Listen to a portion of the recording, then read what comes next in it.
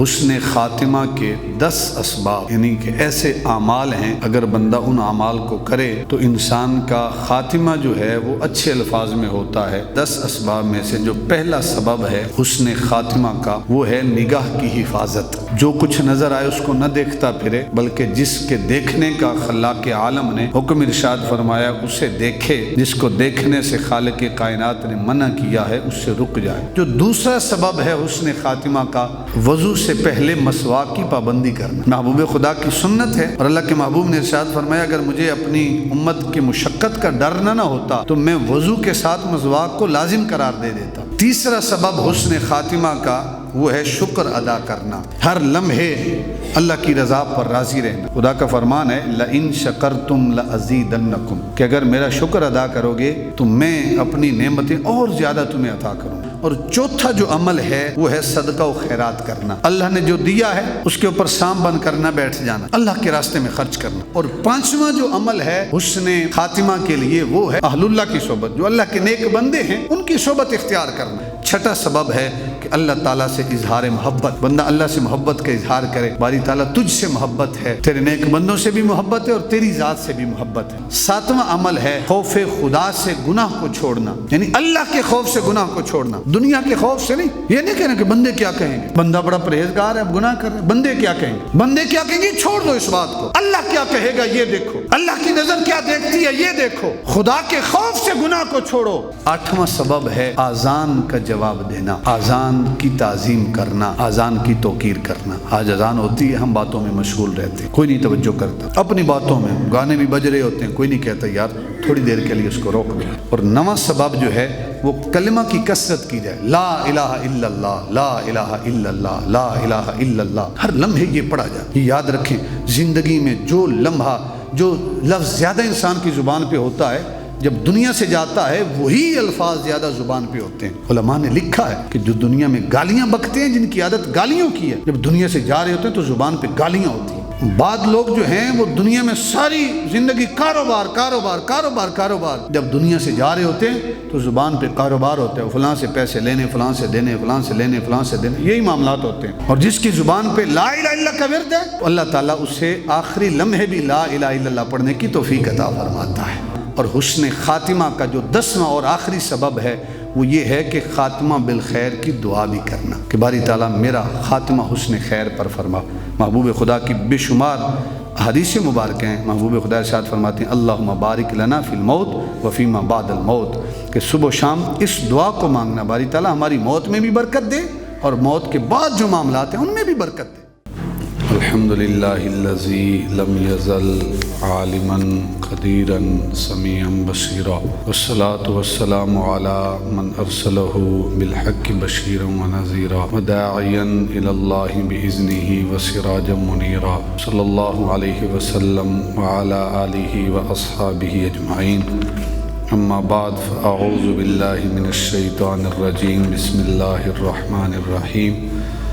من کان یرجو لقاء ربہ فلیعمل عملا صالحا ولا یشرک بعبادت ربہ احدا۔ صدق اللہ العظیم۔ قال اللہ تبارک و تعالی فی القرآن المجید والفرقان الحمید فی شان حبیبہ محبرا وامرا ان اللہ وملائکتہ یصلون علی النبی یا ایہا الذین آمنوا صلوا علیہ وسلموا تسلیما۔ الصلاۃ والسلام علیک یا سیدی یا رسول اللہ وعلی آلک واصحابک یا حبیب اللہ۔ الصلاۃ والسلام علیک یا سیدی یا رسول اللہ وعلی آلک واصحابک یا امام الانبیاء والمرسلین۔ اللہم صلی وسلم علی رسولک الکریم وآلہ الطاہرین رب اغفر وارحم وانت خیر الراحمین۔ اللہم صلی وسلم علی رسولک الکریم وآلہ الطاہرین رب اغفر وارحم وانت خیر الراحمین۔ انسان اس دنیا میں آتا ہے، ایک نہ ایک دن اس دنیا سے انسان نے جانا ہے۔ کامیاب انسان وہ ہے کہ جو اس زندگی میں کامیاب ہو کر جاتا ہے، جس کا خاتمہ حسن خیر پر ہے، جس کی آخری گھڑیاں خیر کی گھڑیاں ہیں جسے آخر میں کلمہ طیبہ پڑھنا نصیب ہوا، وہ سب سے کامیاب انسان ہے۔ اور محبوب خدا کا فرمان ہے کہ انما الاعمال بالخواتیم، کہ اعمال کا دار و مدار خاتمے پر ہے۔ جیسا انسان کا خاتمہ ہے ویسے ہی اس کی آخرت ہے۔ بعض اوقات ایسا ہوتا ہے کہ انسان ساری زندگی نیک اعمال کرتا ہے لیکن بدبختی اس کے اوپر غالب ہوتی ہے، تو زندگی کے جو آخری لمحات ہوتے ہیں وہ خیر کے نہیں ہوتے، وہ شر کے ہوتے ہیں، اور اس انسان کا آخری جو دور ہے وہ اچھا نہیں ہوتا۔ تو جس کی آخرت اچھی نہیں، آخری کلمات اچھے نہیں، تو اس کے جو ہے آخرت بھی اچھی نہیں۔ اور بعد اوقات ایک انسان ساری زندگی گناہوں میں بسر کرتا ہے لیکن اللہ رب العزت آخرت میں اسے توفیق توبہ عطا کرتا ہے، وہ اللہ کے حضور گڑ گڑاتا ہے، دعائیں کرتا ہے، مناجات کرتا ہے، اللہ تعالیٰ اس کی توبہ قبول فرماتا ہے، تو اس کے آخری گھڑیاں زندگی کی اچھی گزر جاتی ہیں۔ اس لیے کہتے ہیں کہ صوفیاء کا طرز عمل یہ ہے کہ کوئی جیسا بھی عمل کر رہا ہے اس بندے سے نفرت نہ کرو، اگر برائی کر رہا ہے اس کے لیے دعا کرو، اچھے خاتمے کے لیے دعا کرو، اور اگر کوئی اچھی زندگی گزار رہا ہے تو اس کے لیے دعا کرو کہ اللہ تعالیٰ اسے استقامت عطا فرمائے، اللہ تعالیٰ اسے اچھے عمل پر ہی اس کا خاتمہ فرمائے۔ اس لیے کہ خاتمہ اگر اچھے کلمات سے نہ ہوا تو پھر آخرت ساری برباد ہے، اور اس لمحے شیطان بڑے وار کرتا ہے۔ آج کے اس خطبہ جمعۃ المبارک میں حسن خاتمہ کے 10 اسباب، یعنی کہ ایسے اعمال ہیں اگر بندہ ان اعمال کو کرے تو انسان کا خاتمہ جو ہے وہ اچھے الفاظ میں ہوتا ہے، وہ کلمہ طیبہ کے ورد کے ساتھ ہوتا ہے۔ تو وہ 10 اسباب جو ہے انشاءاللہ میں کوشش کروں گا کہ ٹائم کی مناسبت کے حساب سے آپ احباب کے گوش گزار کروں۔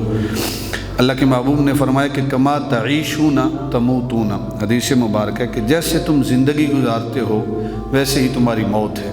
اگر زندگی نیک نیتی کے ساتھ گزارتے ہو تو اللہ رب العزت موت بھی اچھی عطا کرتا ہے، اور اگر زندگی اچھی نہیں ہے تو پھر موت بھی اسی حساب سے ہوگی۔ تو ان اسباب میں سے 10 اسباب میں سے جو پہلا سبب ہے حسن خاتمہ کا وہ ہے نگاہ کی حفاظت، کہ بندہ مومن اپنی نگاہ کی حفاظت کرے، جو کچھ نظر آئے اس کو نہ دیکھتا پھرے، بلکہ جس کے دیکھنے کا خلاق عالم نے حکم ارشاد فرمایا اسے دیکھے، جس کو دیکھنے سے خالق کائنات نے منع کیا ہے اس سے رک جائے۔ یعنی اپنی نظر کی حفاظت جو ہے یہ حسن خاتمہ کا پہلا سبب ہے۔ جس نے اپنی نظر کی حفاظت کر لی گویا اس نے 10 اسباب میں سے ایک سبب جو ہے اس کو پورا کر دیا، اور اس نے اپنا خاتمہ جو ہے وہ خیر پر کر لیا، جس نے نظر کی حفاظت کر لی۔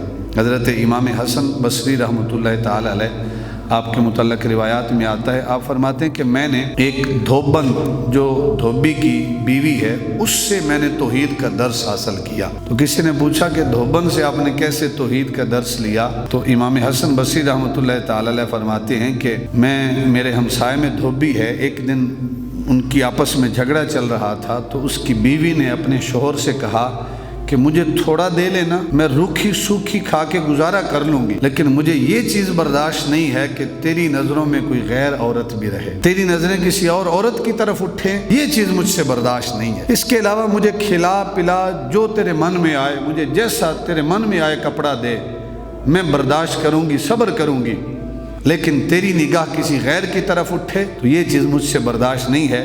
امام حسن بصری رحمۃ اللہ تعالی علیہ فرماتے ہیں کہ میرے ذہن میں قرآن کی آیت آ گئی کہ خلاق عالم نے ارشاد فرمایا کہ ان اللہ لا یغفر ان یشرک بہ ویغفر ما دون ذلک لمن یشاء۔ خلاق عالم نے ارشاد فرمایا کہ میں شرک کے علاوہ جو بھی کوئی گناہ کرے گا اس کو معاف کر دوں گا، لیکن میری ذات کے ساتھ کسی کو شریک ٹھہرایا، میری محبت میں کسی کو شریک ٹھہرایا، اس شخص کو میں کبھی معاف نہیں کروں۔ لا یغفر ان یشرک بہ، اس کے علاوہ جتنے گناہ ہیں میں معاف کر دوں گا۔ تو امام حسن بصری رحمۃ اللہ تعالی علیہ آپ فرماتے ہیں کہ مجھے توحید کا درس ایک دھوبی کی جو بیوی ہے دھوبن، اس سے مجھے توحید کا درس ملا۔ تو نظروں کی جو حفاظت ہے یہ حسن خاتمہ کے اسباب میں سے پہلا سبب ہے، اور محبوب خدا کا فرمان ہے کہ النظر سہم من سہام ابلیس مسموم، کہ نظر شیطان کے تیروں میں سے ایک زہریلا تیر ہے۔ یعنی یہ ایسی برائی ہے کہ انسان لذت عبادت سے محروم ہو جاتا ہے۔ سجدے میں لذت نہیں آتی، قرآن کی تلاوت میں لذت نہیں آتی، عبادت میں لذت نہیں آتی، نظر کی بد پرہیزی کی وجہ سے۔ تو جس نے نظر کی حفاظت کر لی، گویا اس نے اپنا خاتمہ جو ہے وہ خیر پر کرنے کا پہلا سبب جو ہے اس کو پورا کر لیا۔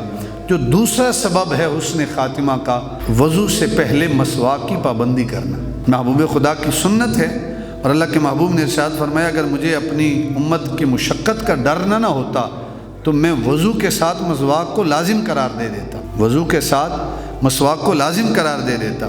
میں پروگرام پہ جا رہا تھا تو رستے میں ایک حکیم کی دکان تھی، تو میں اس کے پاس رکا اور میں نے کہا کہ خوشبو کے لیے کوئی منہ سے خوشبو آئے، کوئی مجھے چیز دے دیں، آپ کی حکمت کی دکان ہے۔ اس نے کہا کہ آپ کا کیا شعبہ ہے؟ میں نے کہا بس ایک ڈیوٹی لگی ہے دین کی، تبلیغ کی۔ تو وہ کہتے ہیں کہ میرا بھی اسٹیج سے تعلق ہے، لیکن سب سے بہترین جو عمل ہے وہ ہے مسواک کرنا۔ ایک حکیم نے مجھے بتایا، وہ کہتے ہیں کہ میں بڑی چیزیں استعمال کرتا تھا، فرق نہیں پڑتا تھا، جب سے مسواک کا استعمال کیا ہے اس کے ساتھ اچھا خاصا فرق ہے۔ تو جہاں مسواک جو ہے وہ منہ کی صفائی کا سبب بنتا ہے، وہی جب حدیث پاک میں آتا ہے کہ جو شخص مسواک کا اہتمام کرتا ہے، جب آخری وقت آتا ہے تو ملک الموت اس کے پاس آتا ہے اور ملک الموت شیطان کو اس بندے سے دور بھگا دیتا ہے اور اس بندے کو کلمہ یاد دلاتا ہے کہ بندے کلمہ پڑھ، شیطان آ رہا ہے تیرے اوپر حملہ کر دے گا۔ مسواک جو ہے ایک چھوٹا سا عمل ہے، اگر یہ کر لیں تو یہ حسن خاتمہ کا دوسرا سبب ہے۔ تیسرا سبب حسن خاتمہ کا وہ ہے شکر ادا کرنا، ہر لمحے اللہ کی رضا پر راضی رہنا۔ خدا کا فرمان ہے لَإِن شَكَرْتُمْ لَأَزِيدَنَّكُمْ، کہ اگر میرا شکر ادا کرو گے تو میں اپنی نعمتیں اور زیادہ تمہیں عطا کروں گا۔ جتنا شکر کرتے چلے جاؤ گے میں نعمتوں کے اندر اضافہ کرتا چلا جاؤں گا، میں نعمتوں میں کبھی کمی نہیں کروں گا۔ ایک بزرگ تھے کہ اللہ تعالیٰ نے ان پر بڑی نعمتیں دنیا کی عطا کی تھی، وہ ہر وقت ڈرتے رہتے تھے، اس لیے ڈرتے تھے کہ کہیں ایسا نہ ہو کہ قیامت کے دن جو ہمیں اعمال کا جزا ملنی ہے وہ کہیں دنیا میں نہ دے دی جا رہی ہو، دنیا کی نعمتوں کی شکل میں۔ ڈرتے تھے اذهبتم طیباتکم فی حیاتکم الدنیا واستمتعتم بها، تو وہ کہتے کہ بس مجھے دنیا میں یہ سب آسائشیں نہیں چاہیے، آخرت میں مجھے چاہیے، بدلہ آخرت میں چاہیے، دنیا میں نہیں چاہیے۔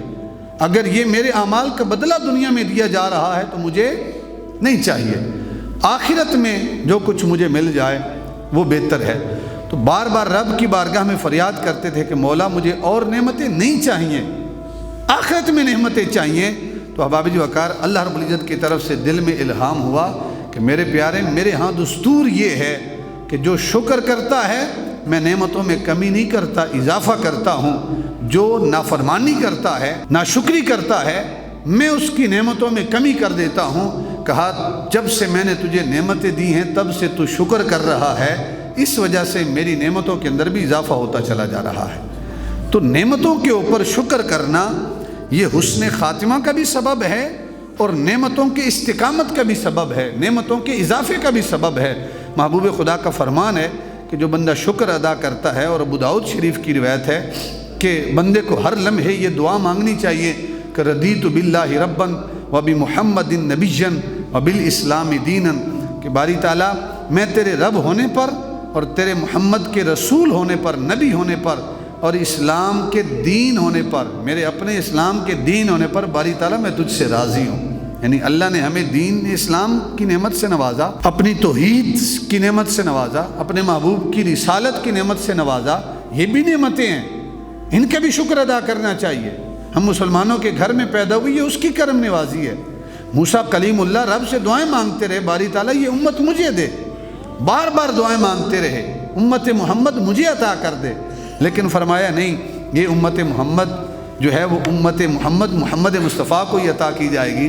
جب محسوس ہوا کہ امت جو ہے وہ تو مجھے نہیں مل سکتی اس امت کے فضائل کی وجہ سے، پھر عرض کرتے ہیں باری تعالیٰ ٹھیک ہے، اگر امت نہیں مل سکتی تو مجھے محمد کا امتی ہی بنا دے۔ یعنی انبیاء دعائیں کرتے رہے، ہمیں بغیر دعاؤں کے یہ اگر فضیلت اور شرف ملا ہے تو اس شرف کے اوپر بھی ہمیں اللہ کا شکر ادا کرنا چاہیے۔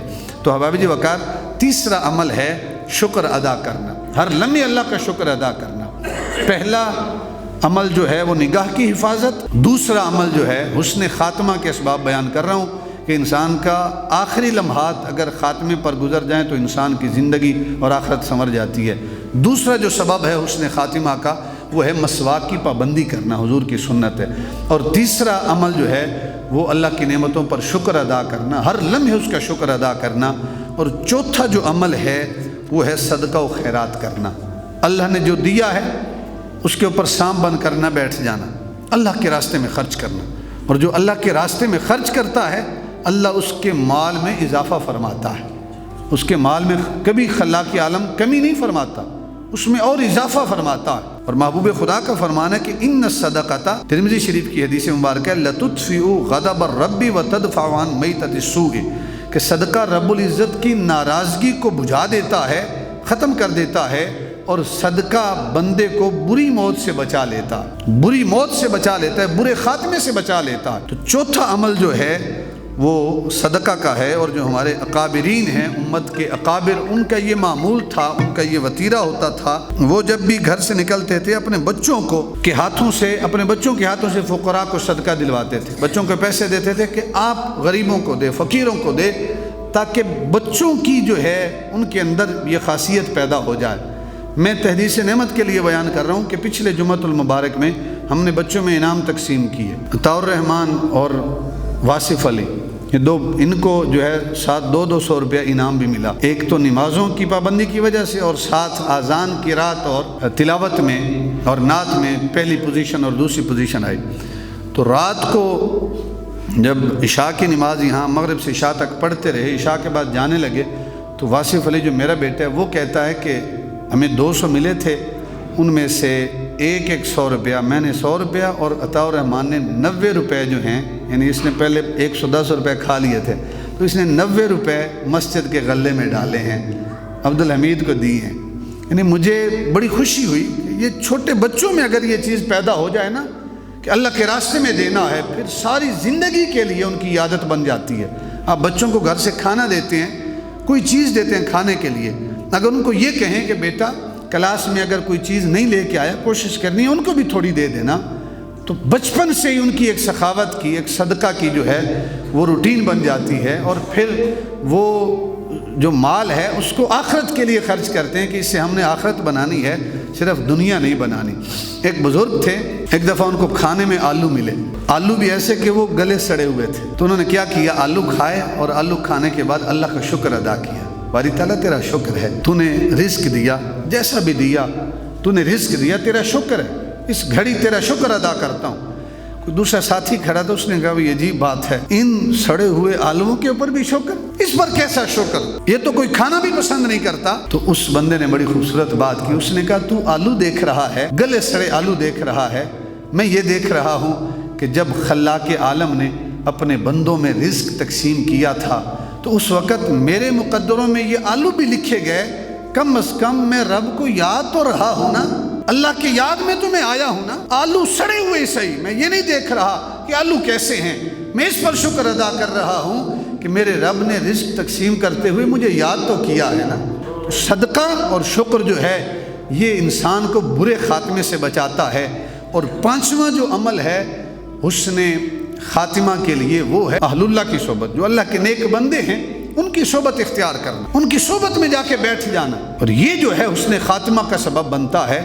خلاق عالم نے ارشاد فرمایا سورہ توبہ میں، یا ایھا الذین آمنوا اتقوا اللہ وکونوا مع الصادقین، اے ایمان والو اللہ سے ڈرو اور سچوں کے ساتھ ہو جاؤ، وکونوا مع الصادقین، جو سچے ہیں ان کے ساتھ ہو جاؤ۔ دوسرے مقام پہ ارشاد فرمایا الاخلاء یومئذ بعضهم لبعض عدو، کہ جو گہرے دوست ہیں نا قیامت کے دن نہیں دوست رہیں گے، دشمن بن جائیں گے، صرف ایک رشتہ ہوگا جو قیامت کے دن کام آئے گا، وہ کیا ہے، الا المتقین، جو اہل تقوی ہیں، جن کی صبح اور شام اللہ کے ڈر میں بسر ہوتی ہیں، ان کا جو رشتہ ہے، ان کا جو تعلق ہے وہ دنیا میں بھی کام آتا ہے اور آخرت میں بھی کام آتا ہے۔ کیسے کام آتا ہے؟ قیامت کے دن محبوب خدا کی حدیث مبارکہ ہے، جنتی جنت میں جا رہے ہیں، کچھ جہنمی کھڑے ہیں پریشان، تو ایک جنتی جب سامنے سے گزرے گا نا، ایک جہنمی آگے بڑھے گا، اس جنتی کا دامن پکڑے گا، وہ جنتی کہے وہ کیا بات ہے، خیر ہے، یہ جہنمی جس کو جہنم کا پروانہ ملے گا یہ کہے گا اما تعریفنی، ذرا مجھے نہیں پہچانتے؟ یعنی میں تو نہیں پہچانتا، کون ہے تو؟ کہا ان الذی سقیتک شربۃ، کہ آپ اللہ کے نیک بندے تھے، آپ کا تعلق اللہ کی ذات کے ساتھ تھا، اللہ اللہ کی صدائیں لگاتے تھے، زندگی میں نے اللہ کی رضا کی خاطر آپ کو پانی کا ایک گھونٹ ایک گلاس پلایا تھا، اللہ کی رضا کی خاطر، کوئی رشتہ نہیں تھا، کوئی لالچ نہیں تھا، اللہ کی رضا کے لیے گھونٹ پانی کا پلایا تھا۔ کہا اب کیا چاہتے ہو؟ کہ آپ سے محبت کی ہے، لوگ تانا دیتے ہیں کہ محبت کا کیا صلہ ملا، ایک ہی عرض ہے کہ یا آپ بھی ہمارے ساتھ کھڑے ہو جائیں یا ہمیں بھی اپنے ساتھ لے چلیں۔ تو انہی جہنمیوں میں سے ایک اور شخص نکلے گا، وہ دامن پکڑے گا، وہ پوچھے گا اما تعرفنی، حضور مجھے نہیں پہچانتے؟ کہ تو کون ہے؟ کہا انا الذی وهبت لک وضوءا، میں وہ شخص تھا جس نے آپ کو وضو کروایا تھا، آپ نے وضو کرنا تھا، میں نے پانی ڈیلا تھا، لوٹا پکڑا تھا آپ کا، آپ کے جوتے سیدھے کیے تھے اللہ کی رضا کی خاطر۔ کہا اب کیا چاہتے ہو؟ کہا یا ہمارے ساتھ کھڑے ہو جاؤ یا ہمیں بھی ساتھ لے چلو۔ تو وہ جو جنتی ہے وہ رب کی بارگاہ میں عرض کرے گا باری تعالیٰ ہیں تو گناہ گار، لیکن تیرے نیک بندے سے محبت تیری رضا کی خاطر کی ہے، اب ان گناہ گاروں کی گناہ گاری نہ دیکھ، اپنے یار کی یاری دیکھ، باری تعالیٰ انہیں میرے ساتھ بھیج دے۔ آواز آئے گی ہے میرے بندے تھے تو جہنمی، لیکن جو تجھ سے محبت کی ہے میری رضا کی خاطر، جا اس محبت کے صدقے ان کا بھی ہاتھ پکڑ اور ان کو بھی اپنے ساتھ لے کے جنت میں داخل ہو جائے۔ خدا بندے کو جہنم میں بھیج کے خوش نہیں ہوتا، رحمت حق بہانہ می جوید، اس کی رحمتیں بہانے تلاش کرتی ہے کہ کسی طریقے بندہ جنت میں داخل ہونے والا بن جائے۔ تو احباب بکر پانچواں عمل کیا ہے؟ صحبت اہل اللہ، اللہ کے نیک بندوں کی صحبت اختیار کرنا۔ وہ فارسی کا شعر ہے کہ یک زمانہ صحبت با اولیاء بہتر است صد سالہ طاعت بے ریا، کہ ایک زمانہ اللہ کے نیک بندوں کے ساتھ بسر کرنا 100 سال کی بے ریا عبادت سے بہتر ہے، 100 سال کی بے ریا عبادت سے بہتر ہے۔ آپ کہیں گے کہ ایک طرف ایک لمحے کے لیے اللہ کے نیک بندے کے پاس بیٹھنا اور ایک طرف 100 سال کی بے ریا عبادت، ریاکاری والی نہیں، بے ریا، تو وہ 100 سالہ کی بے ریا عبادت سے ایک زمانہ، یہ مولانا روم کا شعر ہے، ایک لمحے کے لیے اللہ کے نیک بندے کے پاس بیٹھنا 100 سال کی عبادت سے بہتر ہے۔ یہ کیسے؟ اعتراض کرنے والے نے اعتراض کیا تو جواب دینے والے نے جواب دیا، اس نے کہا کہ شیطان نے 100 سالوں سے زیادہ بے ریا عبادت کی تھی، لیکن اس نے خاتمہ خیر پر نہیں ہوا۔ بلم باعور کا ذکر قرآن میں ہے، 300 سال اس نے بے ریا عبادت کی لیکن حسن خاتمہ نہیں ہے۔ دوسری طرف محبوب خدا کا فرمان ہے، ابن حبان کی یہ روایت ہے، سرکار نے فرمایا الجلساؤہم لا یشکا جلیسہم، کہ یہ وہ بندے ہیں کہ ان کے پاس بیٹھنے والا بھی بدبخت نہیں رہتا، خوشبخت بن جاتا ہے۔ اللہ کے نیک بندوں کے ساتھ جو بیٹھتا ہے وہ بدبخت کبھی نہیں رہتا۔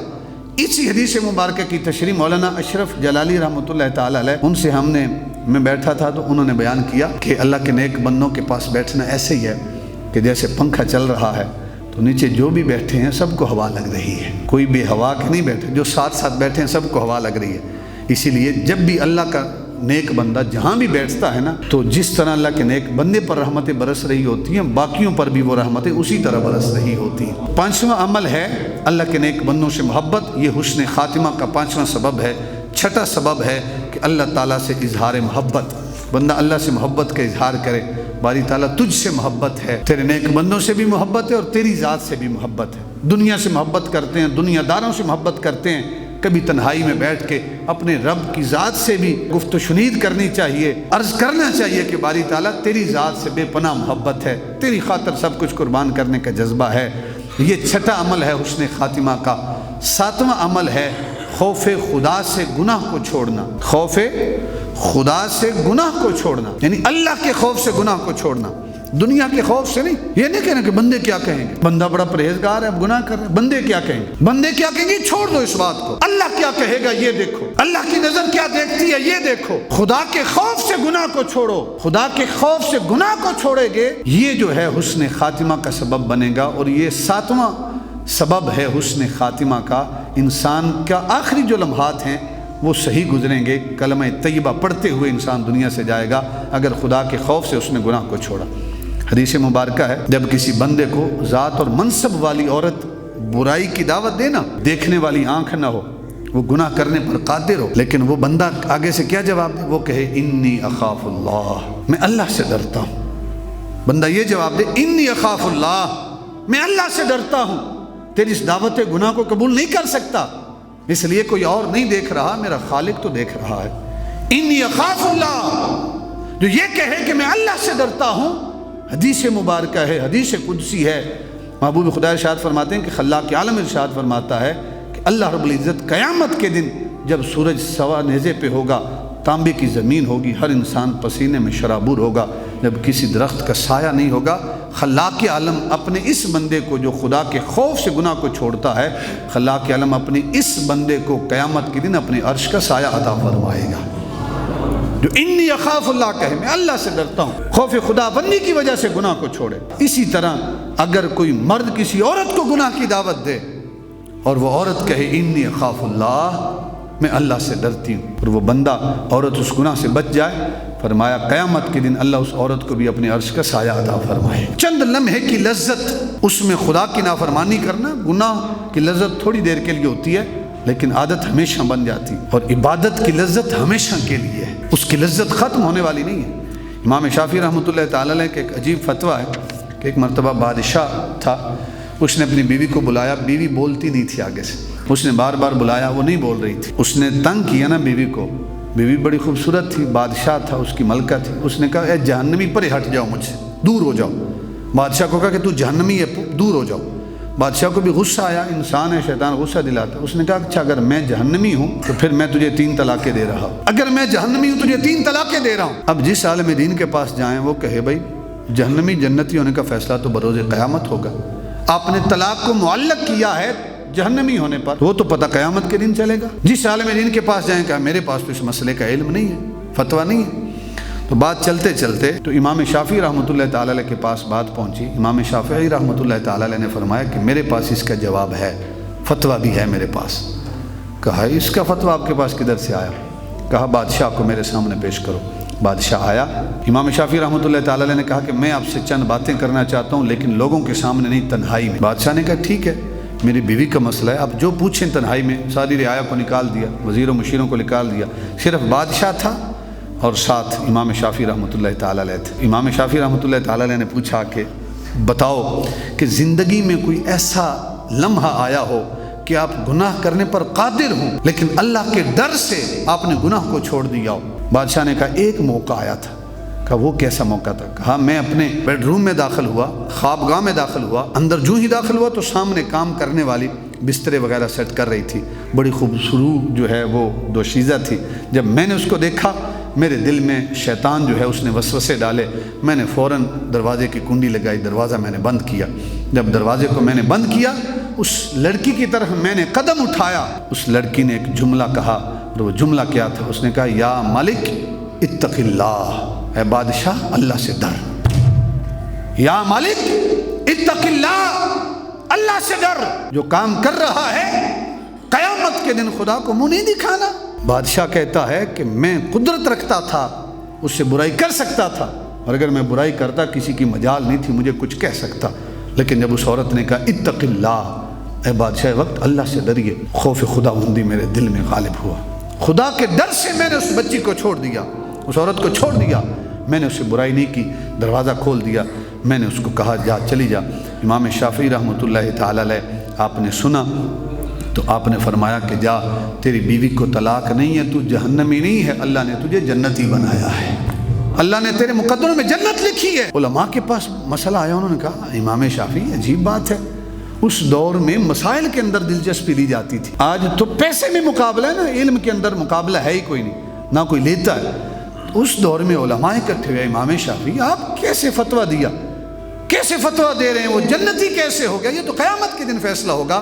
تو امام شافعی رحمۃ اللہ تعالی علیہ فرماتے ہیں کہ میں نے خدا کی کتاب قرآن سے فتویٰ دیا ہے۔ کہا قرآن کے اندر کہاں لکھا ہے کہ بادشاہ جنتی ہے، جہنمی نہیں ہے؟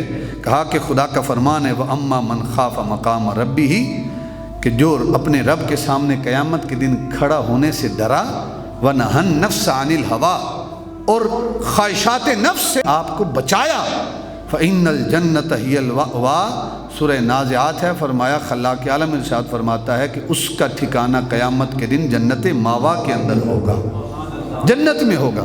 کہا کہ اس پر شہوت غالب تھی، خدا کے ڈر سے اس نے اس عورت کو چھوڑ دیا، کوئی ذات دیکھنے والی نہیں تھی، اللہ کے ڈر سے اس نے چھوڑا ہے، لہٰذا میرا یقین ہے کہ اس فرمان کے مطابق اللہ سے جنتی عطا کرے گا، لہٰذا یہ جہنمی نہیں ہے، اس کی بیوی کی طلاق نہیں ہوئی، یہ جنتی ہے، جائے اپنی بیوی کے ساتھ وقت گزارے۔ تو احباب جی وقار، جو اللہ سے ڈرتا ہے، انی اخاف اللہ، اللہ سے ڈر رکھتا ہے، اس کا خاتمہ حسن خیر پر ہے۔ یہ 7واں سبب ہے حسن خیر کا۔ 8واں سبب ہے آذان کا جواب دینا، آذان کی تعظیم کرنا، آذان کی توقیر کرنا۔ آج اذان ہوتی ہے، ہم باتوں میں مشغول رہتے ہیں، کوئی نہیں توجہ کرتا، اپنی باتوں میں گانے بھی بج رہے ہوتے ہیں، کوئی نہیں کہتا یار تھوڑی دیر کے لیے اس کو روک دیں۔ اور محبوب خدا کا فرمان ہے کہ جس نے آذان کا جواب دیا اور پھر دعائے شفاعت میرے لیے مانگی، حلت لہو شفاعت یوم القیامہ، بخاری شریف کی حدیث ہے، قیامت کے دن میری شفاعت اس پر واجب ہو گئی ہے، جس نے آذان کا جواب دیا۔ آذان کا جواب کیا ہے؟ جیسے مؤذن کلمات کہتے آپ بھی ویسے کہتے چلے جائیں، حی علی الصلاح حی علی الفلاح، لا حول ولا قوت الا باللہ العلی العظیم، یہ پڑھیں، اللہ اکبر لا الہ الا اللہ، خاموشی کے ساتھ۔ اپنے بچوں کو یہ عادت ڈالیں کہ بیٹا جب آذان ہو رہی ہو تو خاموشی کے ساتھ آذان کو سنیں، آج سے یہ معمول بنائیں۔ آذان کی توقیر کریں گے تو حسن خاتمہ جو ہے وہ خیر پر ہوگا۔ زبیدہ خاتون تھی بڑی مشہور، وہ فرما روا تھی، اس نے نہر جو ہے وہ بنوائی تھی غالباً طائف سے میدان عرفات تک۔ وہ نہر آج بھی موجود ہے، عرفات کے میدان کی طرف جائیں، پہاڑ کے نیچے ایک چھوٹی سی اس وقت نہر وہی تھی، نالی ٹائپ ہے، تو اس نے عرفات تک نہر بنوائی تھی، آج بھی اس کے آثار ہیں، میں نے خود دیکھے ہیں۔ حاجیوں کے لیے اتنا بڑا کام کیا، جب فوت ہوئی کسی نے خواب میں دیکھا، کہا کہ اے زبیدہ رب نے کیا معاملہ کیا؟ کہا اللہ نے بخش دیا۔ کہا اس نے بخشنا ہی تھا، اتنی بڑی نہر تم نے بنوائی ہے، اس نے بخشنا تو تھا۔ کہا نہر کی وجہ سے نہیں بخشا۔ کہا نہر کا معاملہ آیا تو خلاق عالم نے فرمایا وہ لوگوں کا پیسہ تھا، رعایا کا، رعایا کے اوپر لگا دیا، تو نے کیا احسان کیا؟ آج کل سیاسی حضرات جو ہیں ہماری گلی بنواتے ہیں، اپنے پیسے سے نہیں بنواتے، ہمارے ٹیکس کے پیسوں سے بنواتے ہیں، لیکن ہماری چاپلوسیاں ختم ہی نہیں ہوتی۔ احسان ان کا اتنا ہوتا ہے کہ گویا انہوں نے اپنی جیب سے لگائے ہوں، کوئی بھی جیب سے نہیں لگاتا، سارے ہمارے ٹیکسوں کا پیسہ ہے، حکومت کی طرف سے فنڈ آتا ہے، لیکن احسان ان کا ہمارے اوپر ہوتا ہے۔ تو زبیدہ خاتون کو کہا گیا کہ یہ تو عوام کا پیسہ تھا، عوام کے اوپر لگا، آپ کا کیا کمال ہے؟ کہا پھر رب نے کس بات سے بخشا؟ کہا ایک ہی بات تھی۔ کہا وہ کیا؟ کہ میں نے روٹی کا لقمہ توڑا، منہ میں رکھنے لگی، سر پہ چادر نہیں تھی، ادھر اللہ کے گھر سے اللہ اکبر کی صدا بلند ہوئی، میں نے وہ لقمہ منہ میں نہیں رکھا، نیچے رکھا، اپنے سر کو ادب کی وجہ سے ڈھانپ لیا، اذان مکمل ہوئی، میں نے کھانا کھایا۔ فرمایا اس اذان کی توقیر کی وجہ سے، اللہ کے نام کا جو میں نے ادب و احترام کیا، خلاق عالم نے فرمایا کہ میرے نام کی تعظیم کی وجہ سے جا میں تجھے جنت عطا کرتا۔ اندر شیٹ لگی ہوئی ہے ساتھ مدرسے میں، اس سائڈ پہ جب سامنے شیٹ لگ رہی تھی تو یہاں وہ کام کر رہے تھے، ادھر سے مسجد میں اذان شروع ہوئی، وہ جو مستری کام لگے ہوئے تھے نا، وہ ایک کام کر رہا تھا، دوسرے نے کہا بھی رک جاؤ اذان ہو رہی ہے۔ مجھے ان کا عمل بڑا اچھا لگا، اتنی تعظیم ہے اذان کی کہ کام چھوڑ دیا۔ تو اذان کی توقیر کریں۔ یہ باہر جانا یورپ میں، وہاں پہ اذان سننے کو نہیں ملتی، ایک مسجد 300 کلومیٹر کے فاصلے پہ، دوسری پھر 300 کلومیٹر کے فاصلے پہ، تو درمیان میں کس کو آواز اذان کیا ہے؟ لوگ ترستے ہیں اذان کی آواز کو۔ یہاں اذانیں ہوتی ہیں تو اذان کا جواب واجب ہے، لیکن کوئی جواب دیتے ہی نہیں ہے۔ تو یہ 8واں سبب ہے حسن خاتمہ کا، کہ اذان کی توقیر کی جائے، اس کا جواب دیا جائے۔ اور 9واں سبب جو ہے وہ کلمہ کی کثرت کی جائے، لا الہ الا اللہ، لا الہ الا اللہ، لا الہ الا اللہ، ہر لمحے یہ پڑھا جائے۔ یہ یاد رکھیں، زندگی میں جو لمحہ، جو لفظ زیادہ انسان کی زبان پہ ہوتا ہے، جب دنیا سے جاتا ہے وہی الفاظ زیادہ زبان پہ ہوتے ہیں۔ علماء نے لکھا ہے کہ جو دنیا میں گالیاں بکتے ہیں، جن کی عادت گالیوں کی ہے، جب دنیا سے جا رہے ہوتے ہیں تو زبان پہ گالیاں ہوتی ہیں۔ اور ساتھ فرمایا بعض لوگ جو ہیں وہ دنیا میں ساری زندگی کاروبار کاروبار کاروبار کاروبار، جب دنیا سے جا رہے ہوتے ہیں تو زبان پہ کاروبار ہوتا ہے، فلاں سے پیسے لینے، فلاں سے دینے، فلاں سے لینے، فلاں سے دینے، یہی معاملات ہوتے ہیں۔ اور جس کی زبان پہ لا الہ الا اللہ کا ورد ہے تو اللہ تعالیٰ اسے آخری لمحے بھی لا الہ الا اللہ پڑھنے کی توفیق عطا فرماتا ہے۔ اس لیے محبوب خدا نے بھی ارشاد فرمایا کہ اپنے مرنے والوں کو کلمہ طیبہ کی تلقین کرو۔ تلقین سے مراد یہ نہیں ہے کہ اسے کہو پڑھ لا الہ الا اللہ محمد رسول اللہ۔ آخری لمحات جب ہوتی ہیں نا، وہ بڑی مشکل کیفیات میں ہوتا ہے۔ بیوی آتی ہے، مجھے پہچانو میں کون ہوں، مجھ سے بولتے کیوں نہیں؟ بیٹے کو پہچانو، یہ تمہارا بیٹا ہے، اس سے بات کرو۔ اللہ کی بندی، ساری زندگی جب اس نے تجھے پہچانا ہے اب تو اس کو رب کو پہچاننے دے، آخری گھڑیاں تو اسے رب کو پہچاننے دے، اور اس وقت شور و غل کرنا، چیخ و پکار کرنا، یہ حسن خاتمہ کا سبب نہیں بنتا۔ کھڑے ہو کے پرسکون لہجے میں اس کے ساتھ پڑھنا چاہیے، لا الہ الا اللہ، لا الہ الا اللہ، لا الہ الا اللہ۔ جب لا الہ الا اللہ کی صدائیں آئیں گی، اللہ اسے بھی پڑھنے کی توفیق عطا فرمائے گا۔